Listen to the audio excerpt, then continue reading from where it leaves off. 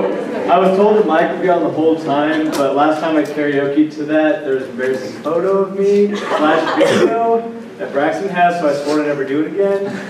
Maybe y'all lucky, I'll do it. Tonight, I'm not going to introduce myself to start. I want to do it a little bit differently. So what do I want to do? So I want to ask you guys a question first. Who are you? Let's say you're in a job interview. I'm the person interviewing you, and I ask, who are you? You have me in an elevator for 30 seconds. Tell me about yourself. Who are you? Go.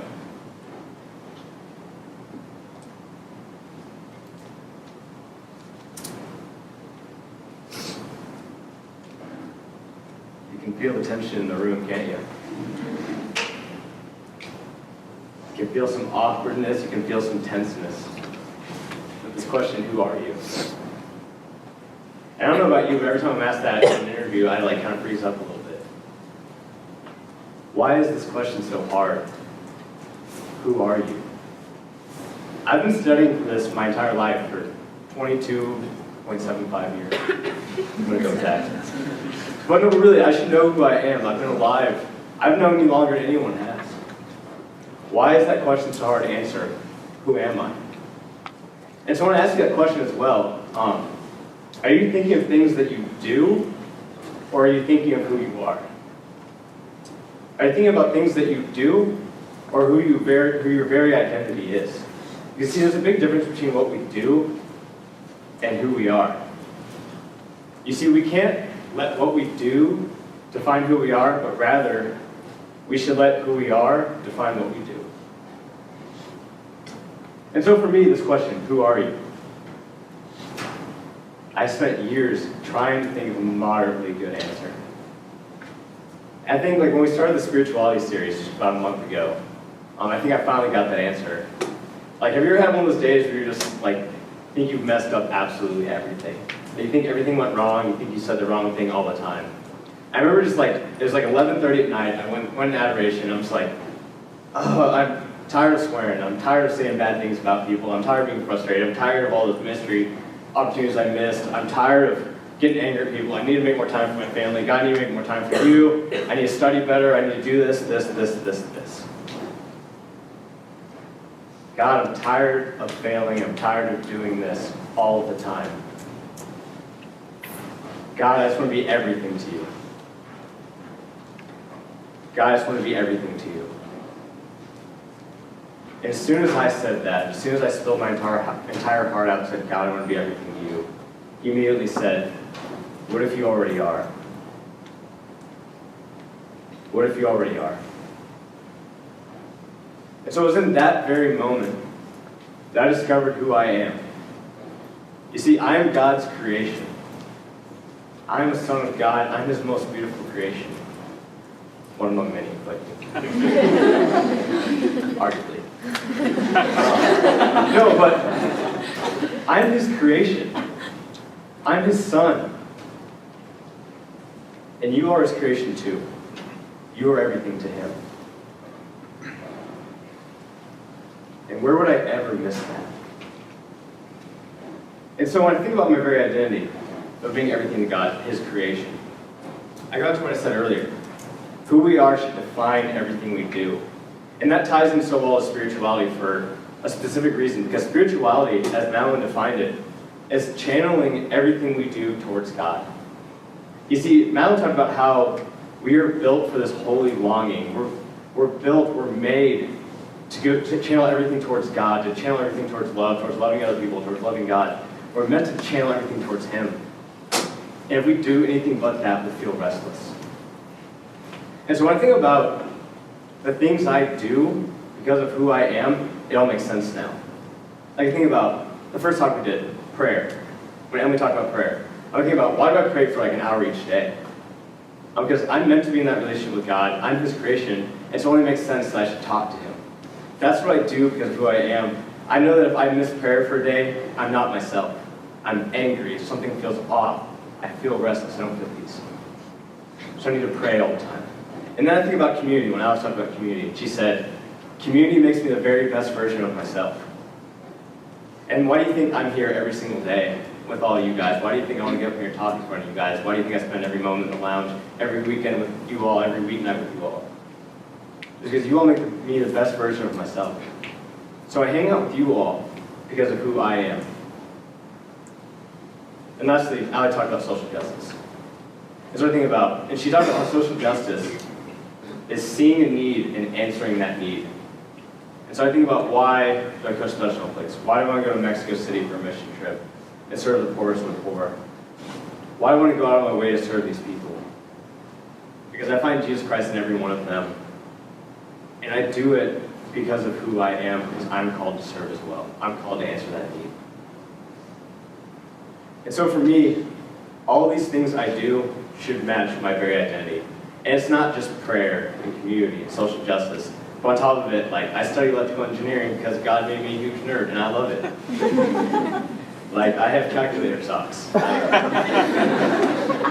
Sarah calls me a nerd every time I wear them, and she bought them for me. No, but that's who I am, and God made me with these desires for a reason. So who I am should define everything I do.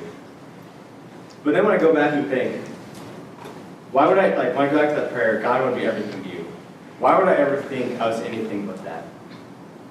You see, the world tells us all the time that we aren't everything to God. The world tells us all the time. The world skews our vision of ourselves. The world skews our very identity. You see, in our culture today, we have this thing that we call pathological busyness. So pathological means like a disease, if you will. And I call this an epidemic, really. It's pathological busyness, an epidemic that sweeps through our culture. It's this idea that we have to fill every single moment of every day with something. Look underneath your chair. Those are all of your thoughts that you had coming in tonight. See, what you're supposed to be doing right now is listening to me talk. Sorry. But all these things underneath your chair are the things that are distracting you from what you should be doing right now. The phone in your pocket, where you can open it up and you have Snapchat, Instagram, Facebook, Netflix, everything on it. That's distracting you from what you're supposed to be doing right now. And so our world has this need to fill every moment of every day. That's why we listen to headphones when we go places, we look at our phone when we walk. Our world tells us we have to do that, and our world tells us we have to do more and more and more. So we have to study, study, study. We have to join every organization that sends us an email. We have to work our way up the top of the organization. We have to apply for scholarships. We have to get awards. We have to apply for internships and jobs so that someday we can make it and make our identity.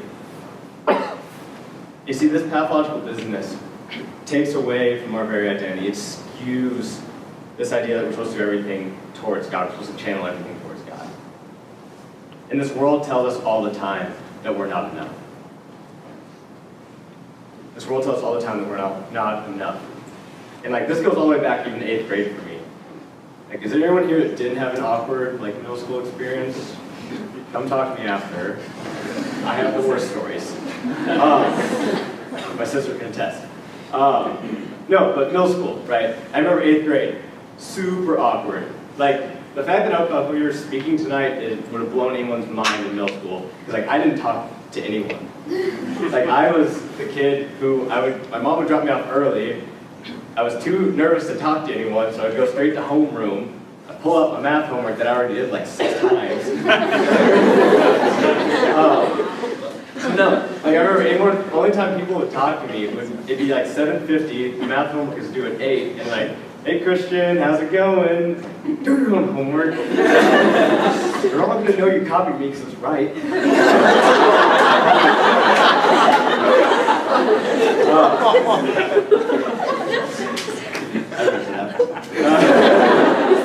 But that's the only time people would talk to me. And so literally I was defining myself as the kid that did math.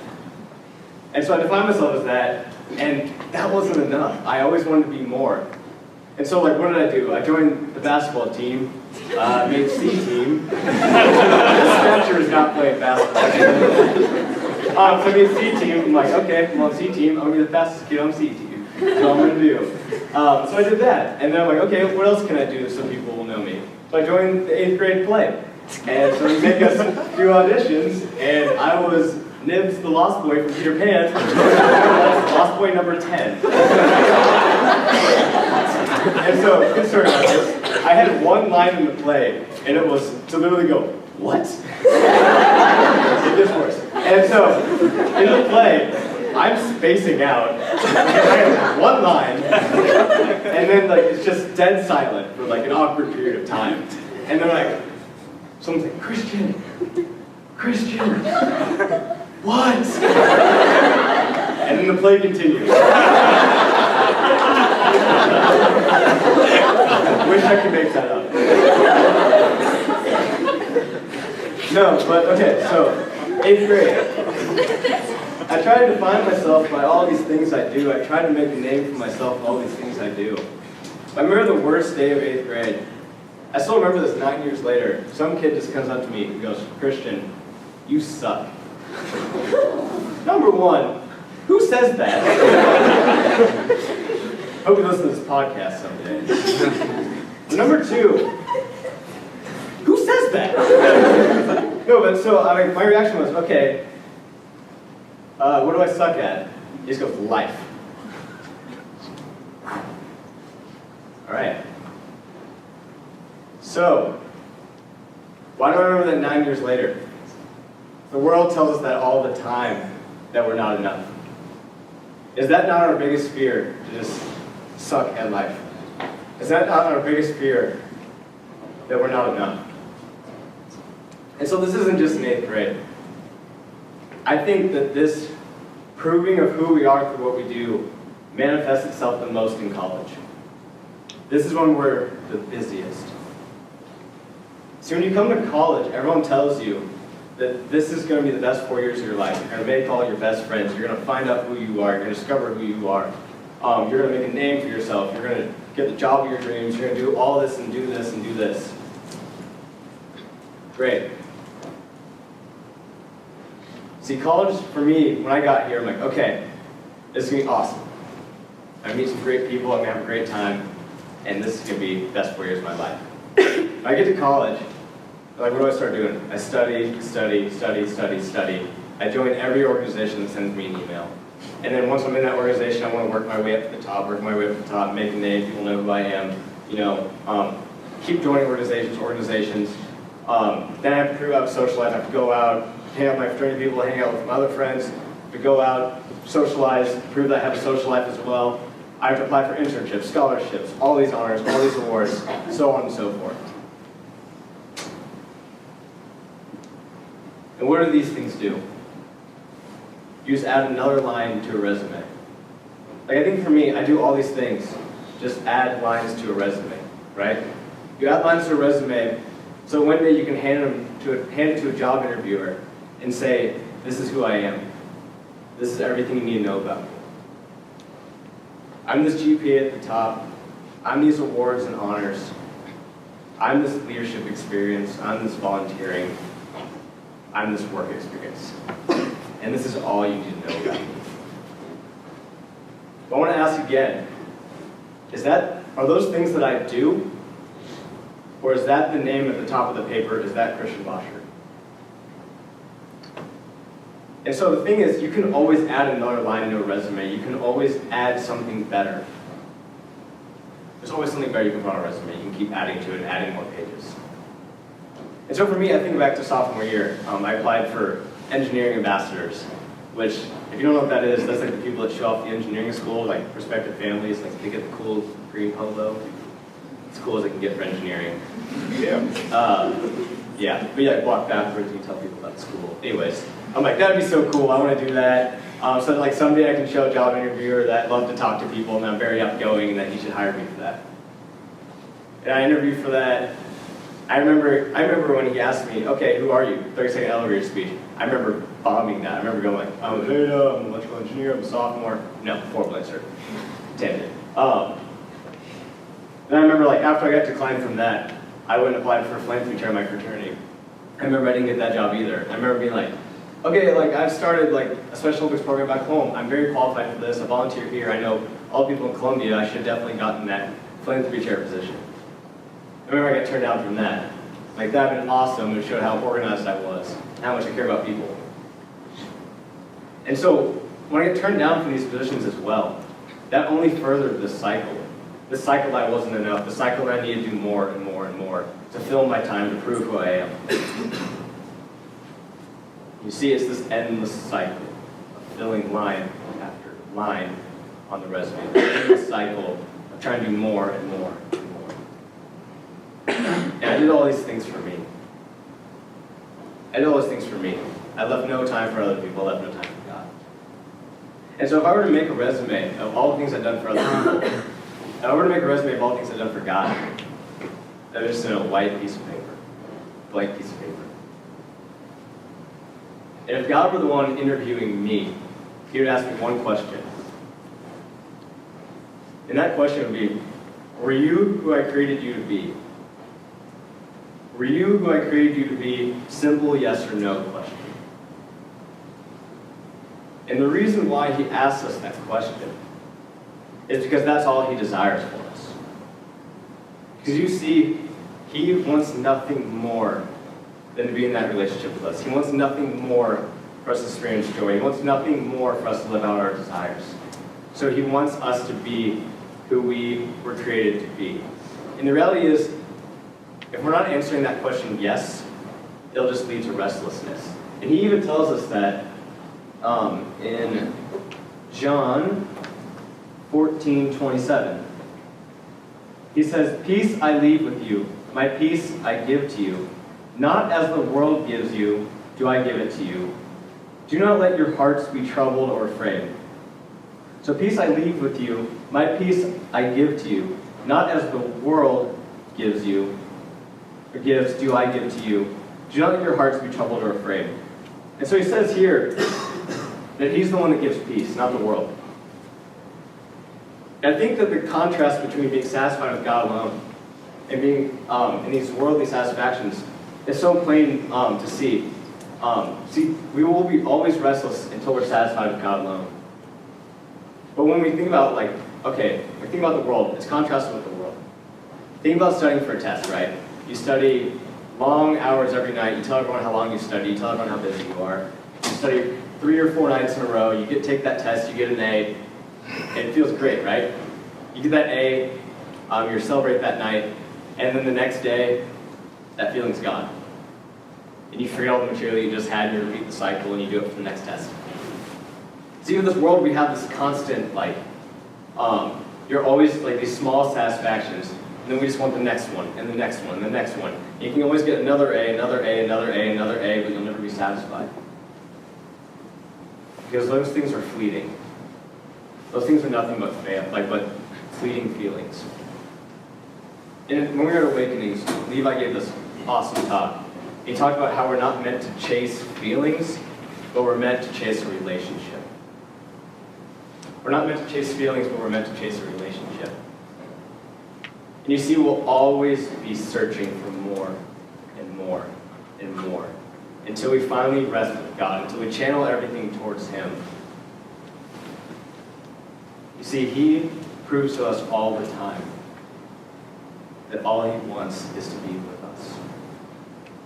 And so for me, my definition of spirituality is constantly being reminded that we are everything to God, and then constantly proving to Him that He is everything to us. And so, how are we reminded that we are everything to God? It's through His Son Jesus. Madeline talked about how Jesus is the root of all of our spirituality. And you see, these doubts that we feel that we're not enough to God, through Jesus, He proves that we are always enough to Him. We are always everything to Him. No matter what we can do, even when people put Him to death in the most brutal way possible, He still said, "I love you." And so that tells us every single day that we are everything to God. And that should be always a reminder. You can't forget that. And that gives us our very identity, that we are everything to God. That gives us our very identity that we're meant to live with Him. And so as I said earlier, let your identity define what you do. And so spirituality is channeling everything you do towards God. And so we need to break the cycle of doing all these things to prove who we are, doing all these things for us. And we need to start channeling them towards God. Because that is who we are meant to be. And so, how do we break the cycle? What do we do? And so, I could end my talk with the next sentence, but I won't. But, how do we break the cycle? And Peter Kreeft, famous Catholic author, said this when he was 6 years old. He said, "Dad, our religion is super easy." He said, "Why is that, son?" And this Peter Kreeft, 6 at the time, goes, "All you gotta do is ask Jesus what to do and then do it." Our religion's easy. Ask Jesus what to do and then do it. And so, how do we tangibly do this, right? How do we just ask Jesus what to do and then do it? And so, I'm going to give you 3 steps to it. Pretty simple. Pray, act, repeat. Pray, act, repeat. R. Can't forget that. So, first one. Pray. So, prayer. How I picture this is like, I'm an engineer, right? And so everything's blueprints and drawings. And so I picture prayer as absolutely necessary, one, because it's your relationship with God, it's your communication with God. And through prayer, you can find out who you're meant to be. And so I picture prayer like going to God who has the blueprint, who has the solution key to your entire life. Like, God is just like waiting to show us this blueprint to our life, but he wants us to ask first. And he's not going to say, no, you can't see it. He's not going to say, I'm not going to tell you what I want you to do. He's just waiting for us to ask him to see that blueprint. And it has all of the big picture ideas and all the finest details in your life on this blueprint. He just wants us to show it. And so, I picture God as the greatest engineer of all time, right? He made us, we're perfect, I'm perfect. In his eyes. But I picture God's the perfect engineer. And so, if he engineered our life perfectly, wouldn't we want to see that blueprint and see what he's got planned? And so, I have a series of pictures for you. This is what it looks like when you don't go ask God for the blueprint. The stairs that go straight into a brick wall. Dead end. Next picture. Boom. I don't know what's going on, man. That's my nightmare when I go. But, okay, so when we don't ask God for the blueprint, right? Things just don't match up, like this bridge. Come on. One job. Who engineered this? There it is. Right? How bad would it be to get years down the road, do all this work, and figure out that didn't match up? Right? So we need to ask God what we're supposed to do. We are meant to ask him. You see, in this prayer, in this blueprint, it contains all of our desires. It contains everything he ever wants us to do. It contains, God, what's my vocation? Do you want me to get married? Do you want me to be a priest? Do you want me to be a missionary? Do you want me to go do electrical engineering? Where do you want me to be in a month? What cereal do you want me to be at the grocery store? I literally prayed that. He told me Cocoa Pebbles. My Bible said he does this as well.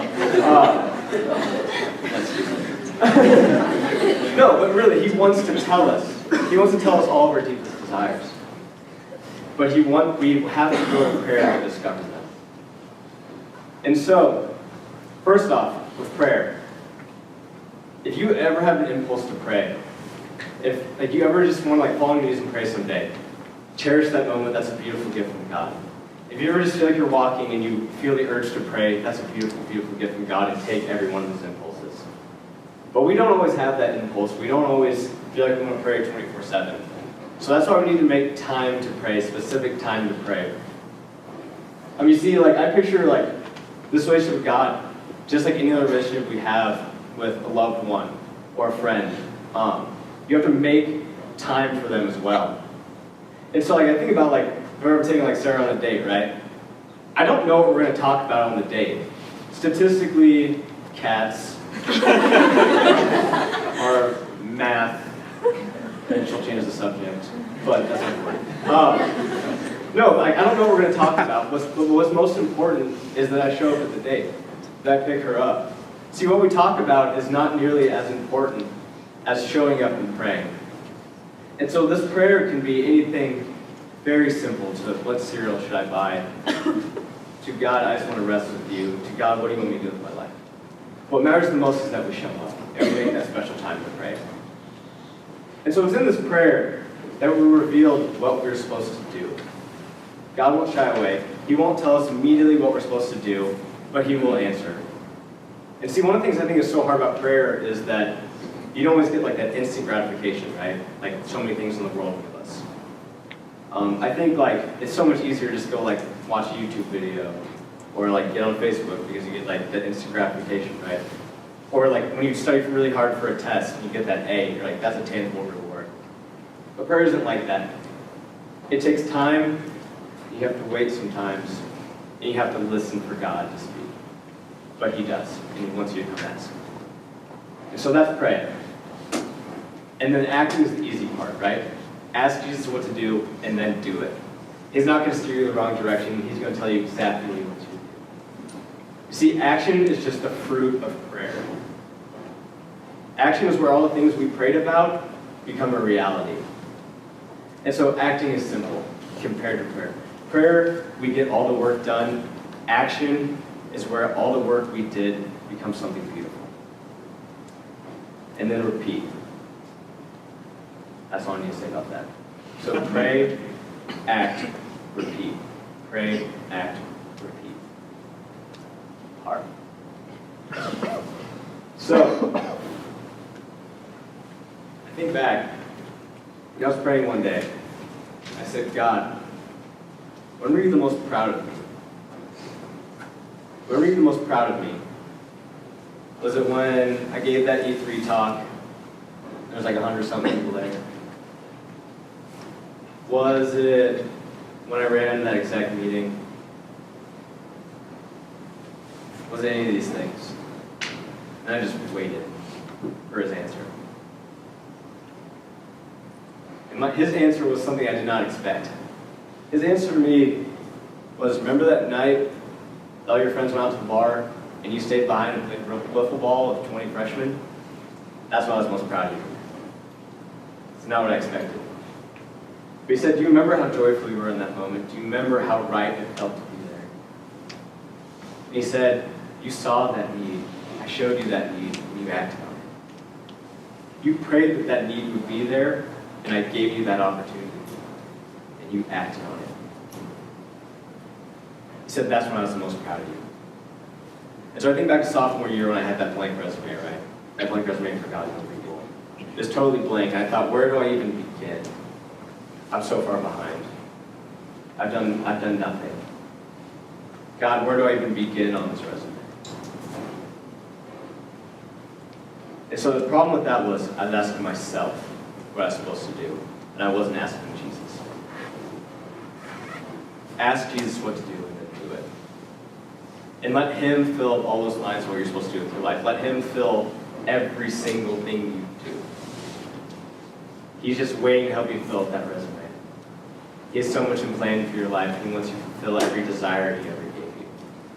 And so when I asked you at the beginning of this talk, who are you? Who are you? Tonight, I don't want you to try to answer that question. I want you to ask for help. That question, who are you? Go ask Jesus and let Him tell you. Thank you.